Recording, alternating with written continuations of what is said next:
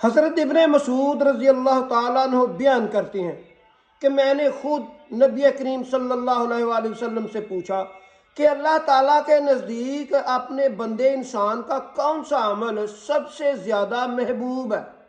تو نبی صلی اللہ علیہ وآلہ وسلم نے ارشاد فرمایا کہ وقت پر نماز کو ادا کرنا۔ پھر میں نے پوچھا یا رسول اللہ صلی اللہ علیہ وآلہ وسلم، اس کے بعد اللہ تعالیٰ کو اپنے بندے کا کون سا عمل پسند ہے؟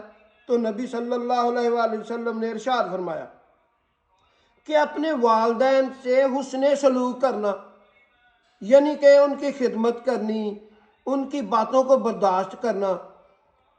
اور میں نے پھر پوچھا یا رسول اللہ صلی اللہ علیہ وآلہ وسلم، اس کے بعد اللہ تعالیٰ کے نزدیک اپنے بندے انسان کا کون سا عمل سب سے زیادہ پسند ہے؟ تو نبی صلی اللہ علیہ وآلہ وسلم نے ارشاد فرمایا کہ اللہ کی راہ میں جہاد کرنا۔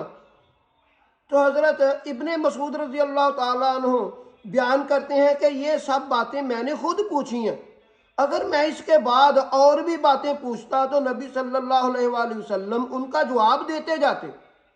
ایسی اچھی ویڈیو دیکھنے کے لیے میرا چینل ضرب الاسلام سبسکرائب کریں۔